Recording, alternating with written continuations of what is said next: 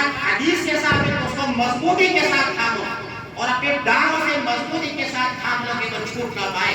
لیکن جو مسئلہ قرآن میں نہیں، جو مسئلہ حدیث سے ثابت نہیں، جو صحابہ سے ثابت نہیں، ہم اگر اس کو اپنائیں گے تو تباہی ہی ہوگی. کہیں پہ نہیں فرمایا گیا کہ بچے کی شادی میں دعوت طعام کی جائے، کہیں پر یہ روایت نہیں ہے. اور دور اول میں کہیں پر یہ رواج نہیں تھا. مسلمانوں دل پر ہاتھ رکھ کر بتاؤ کہ بچی جب گھر سے رخصت ہوتی ہے، جب وہ خوشی کا موقع ہوتا ہے، آپ بتائیں آپ صاحب اولاد ہیں، ہماری بچیوں کی تو بھی شادی نہیں ہوئی، آپ کی بچی کی شادی ہو گئی ہے ماشاءاللہ. آپ سینے پر ہاتھ رکھ کر بتاؤ کہ جب بچی گھر سے رخصت ہوتی ہے بابول کے گھر سے، کیا وہ خوشی کا موقع ہوتا ہے؟ وہ خوشی کا موقع نہیں ہوتا. آپ نے بچی کی شادی میں کسی بچی کے باپ کو ہنستا ہوا نہیں دیکھا ہوگا، بلکہ پہلے زمانے میں تو بچی کا باپ بچی کے نکاح میں کپڑے بھی نہیں بدلتا تھا. اگر خوشی کا موقع ہوتا تو باپ ہنستا جیسے لڑکے کا باپ ہنستا ہے. اگر خوشی کا موقع ہوتا تو بچی رخصتی کے وقت آنسو نہ بہاتی. رخصتی کے وقت کتنے درد کے ساتھ میں وہ بچی روتی ہے. آپ دیکھیں ایک بچی جو ہم سے پیدا ہوئی اور 20-22 سال تک 18 سال تک جس کو ہم نے اپنی گود کے اندر کھلائی، اور جو ہماری خدمت کر کے جیسے وہ بچی بڑی ہوتی ہے، والدہ کی ساری ذمہ داری اپنے سر لے لیتی ہے. باپ لیٹا ہے تو تکیا، بیٹوں کو تو توفیق نہیں ہوتی. باپ اگر لیٹا ہے تکیا نہیں آتی تھی تو تکیا لا کر دیتی ہے کہ اپنے سر کے نیچے تکیا لگا لو. بوٹ پالش کرتی ہے، کپڑے صاف کرتی ہے، اور خدمت کر کے وہ ہمارا نور چشم بن جاتی ہے، ہمارے لخت جگر بن جاتی ہے. اور 20-22 سال یا 18-19 سال تک ہم اس کو پالتے ہیں، اور پالنے کے بعد میں جب ہم اس کو رخصت کرتے ہیں، رخصت کرتے وقت ایک باپ کے دل پر کیا بیتتی ہے وہ وہی جانتا ہے کہ جس کی بچی گھر سے رخصت ہو. وہ خوشی کا موقع نہیں ہوتا بلکہ وہ غم کا موقع ہوتا ہے. شادی خانہ آبادی بچی کے باپ کے لیے نہیں ہے بلکہ وہ بیٹے کے باپ کے لیے ہے. یہاں تو ہمارے گھر کا ایک فرد جو 18 سال تک 20 سال تک ہمارے گھر رہا، آج وہ ہم سے جدا ہو رہا ہے. باپ کو ایک بوجھ اتارتا ہے، اور رخصت کرنے کے بعد بھی اطمینان نہیں ہے بلکہ اندیشہ ہے کہ ہم نے لاکھوں روپے خرچ کر کے اپنی بچی کی شادی کی، اور شادی کرنے کے بعد اس کو رخصت کر دیا.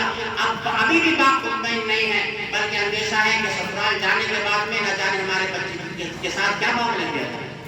آج کا سسرالی سماج اور معاشرہ بھی ظالم ہے، اس کو ہمیشہ اندیشہ لگا رہتا ہے. تو بیٹے کے باپ کے لیے خوشی کا موقع نہیں ہوتا بلکہ غم کی گھڑی ہوتی ہے، غم کی کیفیت ہوتی ہے. اور غم کے وقت میں دعوت طعام کا کسی طرح کا کوئی انتظام نہیں ہے. نکاح مسجد کے اندر ہو، بچے کی شادی میں دعوت کا سسٹم ختم ہو تو بارات کا جو تصور ہے تو وہ آٹومیٹک ختم ہو جائے گا، پھر بارات کچھ نہیں ہوگی. ہاں، اللہ کے نبی صلی اللہ علیہ وسلم نے بیٹے کے گھر کے اندر خانہ آبادی ہوتی ہے، وہاں میں ایک ممبر کا اضافہ ہوتا ہے، اس کو حکم دیا ہے کہ تو بیٹے کی شادی میں ولیمہ کر، اور فرمایا کہ اولے ولو بشاۃ، کہ چاہے ایک بکری ذبح کرنی پڑے لیکن تو ولیمہ کر. اور لوگوں سے فرمایا کہ لوگوں اگر ولیمے کے لیے تمہیں دعوت دی جائے تو تم دوڑ کر اس دعوت کو قبول کرو.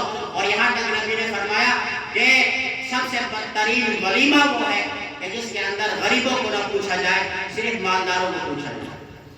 ولیمہ کرنے کا اللہ کے نبی صلی اللہ علیہ وسلم نے حکم فرمایا.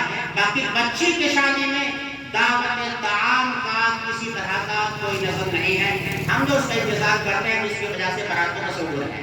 آپ کے سیکر میں بہت سارے سماج ہیں، دوباری سماج ہیں، اور بھی کئی سماج ہیں جنہوں نے اس سلسلے میں قدم آگے بڑھایا اور انہوں نے یہ فیصلہ کیا کہ ہم بچی کی شادی میں کسی طرح کا انتظام نہیں کریں گے، کھانے پینے کا کوئی انتظام نہیں ہوتا. ہاں، بیٹے کی شادی میں وہ لوگ ولیمہ کرتے ہیں، نکاح مسجد کے اندر ہو جائے، انشاءاللہ بہت ساری برائیاں ختم، اور بچی کی شادی میں دعوت طعام کا انتظام وہ ختم ہو جائے، اور انشاءاللہ بارات کا تصور ختم ہو جائے گا. رہا جہیز کا مسئلہ، جہیز کا بھی نبی پاک صلی اللہ علیہ وسلم سے کوئی ثابت نہیں بلکہ جہیز ایک ہندوانہ رسم ہے. اس سماج میں بچی کو میراث اور ترکہ نہیں دیا جاتا. انہوں نے شادی کے موقع پر تھوڑے سے پیسوں کا جہیز دے کر میراث کو اپنے اوپر سے ٹال دیا کہ میراث کا جھنجٹ ختم، اور جہیز کے طور پر ہم انتقام کر دیتے ہیں. مسلمان کہتے ہیں کہ یہ اللہ کے نبی نے اپنی بچی کو جہیز دیا، وہاں سے ثابت کرتے ہیں حالانکہ وہ جہیز نہیں تھا. وہ تو جو کچھ تھا اللہ کے نبی نے ایک بستر دیا، 2 تکیے دیے، ایک مشکیزہ دیا، اللہ کے نبی نے ایک چکی دی. وہ اللہ کے نبی کا ایک بھی پیسہ اس کے اندر نہیں تھا. اللہ کے نبی نے حضرت علی سے فرمایا، جب رشتہ مانگا حضرت علی نے، اللہ کے نبی نے قبول فرمایا، نکاح مسجد کے اندر ہو گیا. اللہ کے نبی نے فرمایا اے علی مہر ادا کرنے کے لیے تمہارے پاس کچھ ہے؟ علی نے فرمایا کہ ایک گھوڑا ہے، ایک زرہ ہے. نبی نے فرمایا کہ گھوڑا تو بھائی لڑائی کے میدان میں کام آتا ہے، تمہاری جو زرہ ہے اس کو بیچ دو. وہ زرہ حضرت علی نے بیچی.